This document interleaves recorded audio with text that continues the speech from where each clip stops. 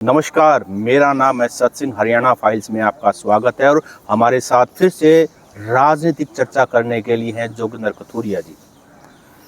नमस्कार। इससे पहले हमने हरियाणा की 10 की 10 लोकसभाओं की चर्चा की और उसके बाद हमने लगभग संभावित प्रत्याशी बताए थे। उन संभावित प्रत्याशियों में से भाजपा ने 5 को मैदान में उतार दिया है। ये 5 प्रत्याशी हमने पहले ही बताए थे। हाँ, करनाल में समीकरण ज़रूर बदले हैं। करनाल में हमारी जो एक्सपेक्टेशन थी वो संजय भाटिया की थी, परंतु वहाँ पर मुख्यमंत्री मनोहर लाल जी को मैदान में उतारा गया है। संजय भाटिया जी को या तो विधानसभा चुनाव लड़वाया जाएगा या फिर प्रदेश अध्यक्ष भी बनाया जा सकता है। और इसके साथ साथ जो भारतीय जनता पार्टी ने कल 6 लोकसभा सीटों पर अपने उम्मीदवारों की लिस्ट फाइनल की है, आज हम चर्चा करेंगे कि क्या समीकरण बनेंगे। गुड़गांव, फरीदाबाद, भिवानी, सिरसा, अंबाला। बिल्कुल, समीकरण बीजेपी ने बहुत अच्छी सोशल इंजीनियरिंग की है। सबसे पहले तो पंजाबी चेहरे के तौर पर करनाल से जो पूर्व मुख्यमंत्री हो चुके हैं, कल विधानसभा से भी इस्तीफा दे दिया, मनोहर लाल खट्टर जी को चुनाव मैदान में उतारा है जी। और मनोहर लाल, देखिए, पंजाबी के बदले पंजाबी फेस को रिप्लेस किया कथुरिया साहब। तो एक तरह से देखिए, जो हमने संभावित चेहरे बताए थे 100% वही है। मनोहर लाल खट्टर का तो इतना बड़ा राजनीतिक घटनाक्रम हो गया, किसी ने नहीं सोचा था कि गठबंधन टूटेगा और पूरा मुख्यमंत्री समेत सभी रिजाइन कर देंगे और हरियाणा को एक नया चेहरा नया सिंह सैनी के रूप में मिल जाएगा। तो पंजाबी के बदले पंजाबी कैंडिडेट को रिप्लेस किया है।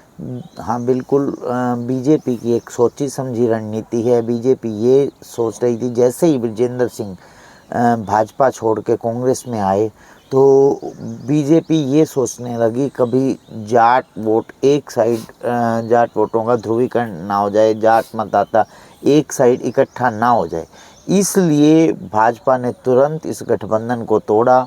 गठबंधन तोड़ने के बाद अब एक एक प्रत्याशी जेजेपी पार्टी का आएगा, एक एक आईएनएलडी का आएगा, तो जाट वोटों को बांटने के लिए भाजपा ने ये एक बहुत बड़े हरियाणा की राजनीति पे किताब लिखी है भीम एस सुहाग ने, और पावर पॉलिटिक्स ऑफ हरियाणा। उसमें उन्होंने एक जिक्र किया है कि ये जो जाट मतदाता है ये पावर में रहना चाहते हैं। अगर ये पावर से इनको दूर किया जाएगा तो ये लड़ेंगे, भिड़ेंगे, तोड़ेंगे, लेकिन हर हाल में ये राजनीतिक की जो कुर्सी है, मुख्यमंत्री कुर्सी, वो सिर्फ उसी को चाहते हैं और तभी ये शांत बैठ सकते हैं जब इनका नुमाइंदा जो है उस कुर्सी पर बैठा हो। देखो, हर किसी की अपनी सोच होती है। उन्होंने अपनी सोच के अनुसार लिखा है, परंतु देखो, कोई भी समाज होता है, क्या ब्राह्मण नहीं चाहता कि उनका नुमाइंदा इस कुर्सी पर बैठे? क्या ओबीसी नहीं चाहता उनका नुमाइंदा इस कुर्सी पर बैठे? हर समाज ये चाहता है कि उनका नुमाइंदा इस मुख्यमंत्री तो कथुरिया साहब, इस हिसाब से तो अगर मनोहर लाल खट्टर को कुर्सी से हटाया है तो क्या पंजाबी मतदाता इससे नाराज? देखो, जो हटाने का तरीका है इससे ज़रूर नाराज़ हैं, परंतु पंजाबी समाज का मुख्यमंत्री लगभग 9.5 साल हरियाणा में सत्ता पर काबिज रहा, तो इससे खुश भी हैं, पर लिटिल बिट नाराज़गी होगी। जो हटाने का तरीका था वो बिल्कुल अच्छा नहीं था। लेकिन इससे सर एक बात और भी तो है, अब उन्होंने 9.5 साल पंजाबी मुख्यमंत्री का स्वाद चख लिया है, तो स्वाद चखने के बाद तो भूख और बढ़ती है, राजनीति की कम नहीं होती है। तो बिल्कुल मैं ये कह रहा हूँ, लिटिल बिट नाराज़गी है पंजाबी। देखो, पहले कहीं भी कोई पंजाबी नेता अगर किसी और पार्टी के लिए वोट मांगने जाता था तो उसे बहुत मुश्किलात का सामना करना पड़ता था। और आपको एक बात बताता हूँ, लगभग पंजाबी समाज के साथ और जो समाज हैं वो आसानी से जुड़ पाते हैं। ज़रूरी नहीं है कि भाजपा की ये रणनीति जो ओबीसी मुख्यमंत्री बनाने को और सैनी समाज से जो नायब सिंह सैनी को मुख्यमंत्री बनाया है वो कामयाब हो।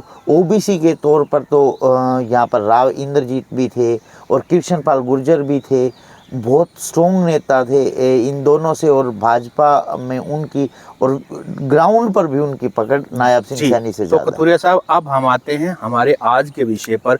जो भारतीय जनता पार्टी ने 6 लोकसभा सीटों पर अपने उम्मीदवार उतारे हैं, तो क्या संभावना बनती है, क्या समीकरण बनेंगे और कितनी 6 में से आपको क्या लगता है कितनी सीट भाजपा जीत सकती है? क्या दावा है आपका? देखो, अभी तक जो 6 प्रत्याशी आए हैं, 4 सीटें भाजपा बिल्कुल आसानी से जीत कौन कौन रही। सी? करनाल, करनाल मुख्यमंत्री मनोहर लाल खट्टर है। और आपको एक दावा और कर रहा हूँ, मुख्यमंत्री मनोहर लाल जो उनको करनाल से उतारा गया है, संजय भाटिया के प्रति थोड़ी बहुत एंटी इनकम्बेंसी थी। मुख्यमंत्री मनोहर लाल की हल्की फुल्की जो एंटी इनकम्बेंसी करनाल में हो सकती है, बाकी 9 विधानसभा क्षेत्रों में नहीं होगी। उनकी जीत का मार्जिन 4 लाख से आरंभ होगा और वो बढ़ता ही जाएगा। ये भी दावा कर रहा हूँ, अभी चुनाव दूर है, चुनाव परिणाम दूर हैं। मॉडल कोड ऑफ कंडक्ट भी नहीं लगी अभी। हाँ, जब रिजल्ट आएगा तो हरियाणा में सबसे बड़ी जीत मनोहर लाल तो खट्टर की कथुरिया साहब होगी। का एक दावा, करनाल सीट भारतीय जनता पार्टी 4 लाख से जीत रही है। अगली हम बात करते हैं गुड़गांव की। गुरुग्राम में भी राव इंद्रजीत किसी भी तरीके से हार नहीं रहे हैं।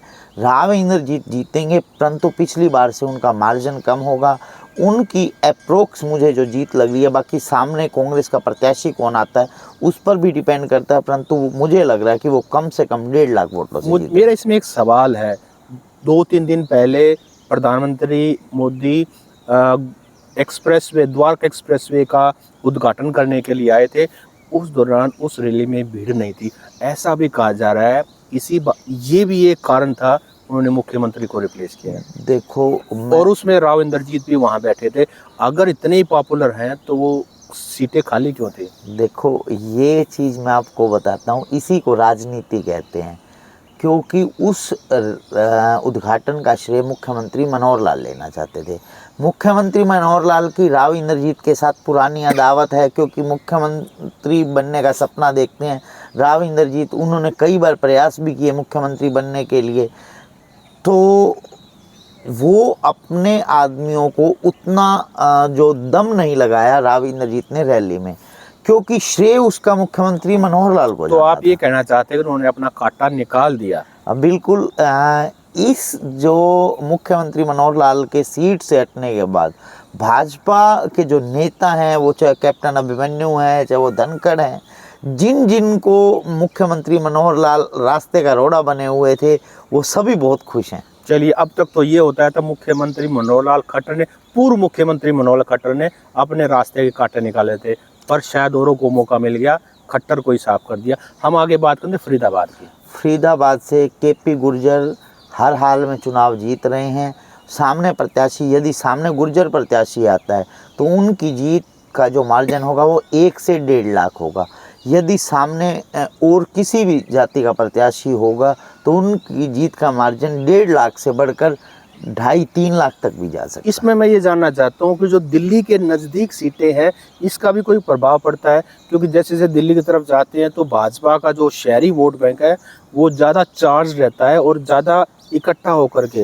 देखो, वहाँ सामने प्रत्याशियों के ऊपर भी डिपेंड करता है कि सामने कौन होता है, वो समीकरण भी, और उस उम्मीदवार की अपनी क्या पकड़ है, अपनी क्या छवि है।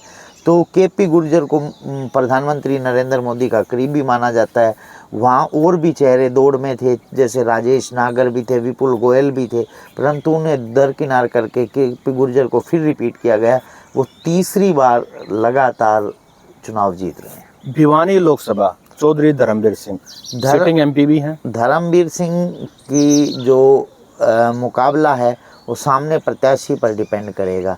यदि श्रुति चौधरी प्रत्याशी होती हैं तो धर्मवीर सिंह कम से कम 1 लाख से अपनी जीत आरंभ करेंगे और उनकी जीत का मार्जिन बढ़ता हुआ 2.25-2.5 लाख तक भी जा सकता है। ऐसा दावा है आपका? ऐसा दावा है। यदि राव दान सिंह प्रत्याशी होते हैं सामने तो फाइट बिल्कुल कांटे की हो सकती है, और वहाँ पर ये भी हो सकता है एक अप्रत्याशित परिणाम भी भाजपा को देखना पड़ सकता है। वहाँ राव दान सिंह धर्मवीर सिंह को हरा भी सकते हैं। तो ये आप कहना चाहते हैं कि भिवानी लोकसभा में अगर रावदान सिंह आते तो फाइट नेक टू नेक होगी, नेक टू नेक, कोई भी जीत जाए तो सरप्राइज नहीं करना चाहिए। हाँ बिल्कुल, वैसे एज पर भाजपा ही रहेगी। देखो, रावदान सिंह केवल 2 ही पोजीशंस में जीत पाएंगे। एक तो जो आज सेंटिमेंट बना हुआ है कि जाट मतदाता भाजपा के साथ नहीं जा रहा, और एक वो यादव मतदाता जो भाजपा की तरफ जा रहा है उसे अपनी ओर खींच पाए। इसमें एक भीतरघात होने का भी डर है। अगर रावदान सिंह को टिकट मिलती है, किरण चौधरी कहीं गेम खराब कर सकती है, क्योंकि नाराज भी हो सकती है देखो, उनकी बेटी को टिकट। किरण चौधरी के लिए तो एक तरफ कुआं एक तरफ खाई, इतना ही उनका शत्रु धर्मवीर है और इतना ही रावदान सिंह। यदि पहले भी उनकी जो भूमिका है वो संदेह के घेरे में रही थी राज्यसभा चुनाव में, और अभी अगर इस तरह का कोई खेल होता है तो कांग्रेस शायद भविष्य में उन पर कोई अनुशासनात्मक कार्रवाई भी कर सकती है। जी, हम आगे चलते हैं अम्बाला लोकसभा पर। देखो, अम्बाला में मुझे लग रहा है कि बंतो कटारिया के खिलाफ यदि कांग्रेस का कोई बहुत ही मजबूत चेहरा, जैसे उदित राज जी का नाम मेरे सामने आ रहा है, अगर इस टाइप का कोई चेहरा नहीं आया तो बहुत ईजिली चुनाव जीत रही हैं। उनका भी जीत का मार्जिन 1.5 लाख से आरंभ होगा। कारण क्या क्या होंगे देखो, जीत के? मैं आपको एक कारण, सबसे बड़ा कारण यही बता देता हूँ। एक तो सहानुभूति का वोट मिलेगा, दूसरा वो खुद भी एक्टिव है। ये नहीं कि वो रतनलाल कटारिया जी की धर्मपत्नी है इसलिए उन्हें टिकट है। रतनलाल कटारिया जी का बहुत सारा काम बंतो कटारिया जी ही संभालती थी, और एक महिला के नाम पर भी वोट उनको ईजिली, महिलाओं का वोट मिल पाएगा। अम्बाला लोकसभा से बाहर के ऑडियंस के लिए, बाहर के लोगों के लिए ये नई बात है। अम्बाला के लोकसभा के लोग जानते हैं क्योंकि वो एक्टिव हैं, लेकिन हमें ये लगता था कि कटारिया साहब ही एक्टिव थे, मैडम शायद एक्टिव नहीं थी। 9 के 9 हलकों में उनके अपने संबंध है बंतो कटारिया जी के। वो बहुत सारा काम, सामाजिक कार्यक्रमों में हिस्सा लेती थी। जी, और हम उसके बाद चलते हैं अब अगली सीट सिरसा लोकसभा बड़ी इंटरेस्टिंग है। अम्बाला की तरह ये भी रिजर्व्ड है। अशोक तंवर को टिकट मिल चुकी है। अशोक तंवर यहाँ से पहले कांग्रेस के एमपी रह चुके हैं, उसके बाद उन्होंने टीएमसी में गए, फिर आम आदमी पार्टी में गए, फिर उसके बाद भाजपा में आ गए। तो एक तरह से अंग्रेजी में कहते हैं टर्न कोट है, दल बदलू हैं, वो भी उनके ऊपर टैग है। देखो, अशोक तंवर जी, आप दल बदलू कह रहे हैं, दल बदलू से पहले मैं उन्हें महत्वाकांक्षी कहूँगा। कांग्रेस ने उन्हें NSUI का राष्ट्रीय प्रेसिडेंट बनाया, उन्हें अम्बाला से प्रत्याशी बनाकर सांसद बनाया, उन्हें हरियाणा पार्टी का प्रदेश अध्यक्ष बनाया, और जैसे ही भूपेंद्र हुड्डा उन पर थोड़े से हैवी हुए, क्योंकि वो 10 साल मुख्यमंत्री रह चुके थे, वो अपने अनुसार हरियाणा को चलाना चाहते थे, और उनके सामने अशोक तंवर बिल्कुल सामने तनकर खड़े हुए। तो जब उन्हें इस में मात खानी पड़ी भूपेंद्र हुड्डा से, तो उन्होंने कांग्रेस पार्टी से किनारा कर लिया। यदि आज भी वो कांग्रेस पार्टी में रहते तो उन्हें आज भी इतनी ही तवज्जो मिलती। एक बार मात खाने से मैदान छोड़कर वो भाग गए। तो हम आते हैं कि दावा क्या है आपका? जो भाजपा की 6 सीटें हैं उनमें से आपने कहा 5 जीत सकते हैं, कौन सी में संशय है आपको? देखो, मेरे को सिरसा में 100% संशय, अगर कुमारी शैलजा आ जाएंगी। देखो, भाजपा के खुद जो अपने लेवल पर भाजपा वो चुनाव हार रही थी, इसलिए तो भाजपा ने अशोक तंवर को इम्पोर्ट किया कि अशोक तंवर का वहाँ लगभग 30 से 50 हज़ार अपना निजी वोट बैंक है। भाजपा उस 30 से 50 हज़ार वोट बैंकों के सहारे कांग्रेस के गढ़ में सेंध लगाना चाह रही थी कि कांग्रेस का वोट बैंक उनकी तरफ मुँह बन जाएगा। यदि वहाँ कुमारी शैलजा आती हैं तो मेरा दावा है कि अशोक तंवर वहाँ कम से कम 50 हज़ार से हारना आरंभ करेंगे। 1.5 लाख। कारण बताइए। देखो, एक तो दल बदलू का टैग आपने कहा, एक महत्वाकांक्षी लोग जान चुके हैं। लेकिन एक बात मैं कहना चाहूँगा, जो क्योंकि मैं सिरसा रहा हूँ, मैंने वहाँ से रिपोर्टिंग किया है। अशोक तंवर बेशक उन्होंने पार्टी बदली, लेकिन वो सिरसा में ही रहे, सिरसा में ही एक्टिव रहे। कुमारी शैलजा का अब सिरसा में बहुत लंबे समय से टच नहीं है। जब मैं रिपोर्टिंग करता था तो कुमारी शैलजा जगदीश नेहरा जी के पास आती थी, जो कि पूर्व एग्रीकल्चर मिनिस्टर भी रह चुके हैं।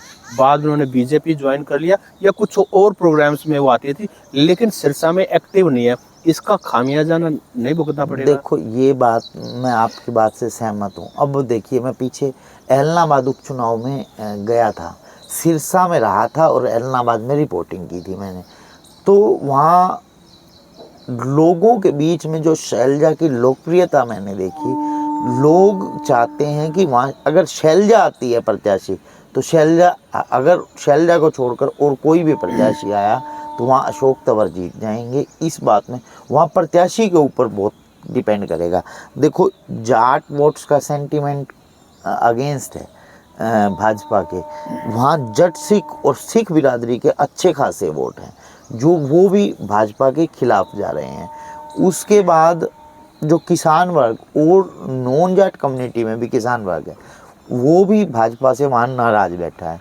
उसके बाद जो वहाँ रविदासिया समाज के अच्छे, भाजपा की यही रणनीति थी कि जो कांग्रेस का कोर वोट बैंक है रविदासिया समाज, उसमें सेंधमारी करने के लिए अशोक तंवर को मैदान में उतारा गया है। जी, तो आज की हमारी चर्चा में हमने बातचीत की, भारतीय जनता पार्टी ने जो 6 लोकसभा की टिकटें अनाउंस की है, उसमें कथूरिया साहब का दावा है कि 6 में से 5 पर जीत हासिल कर सकती है, लेकिन डिपेंड ये करेगा सामने प्रत्याशी कौन होता है।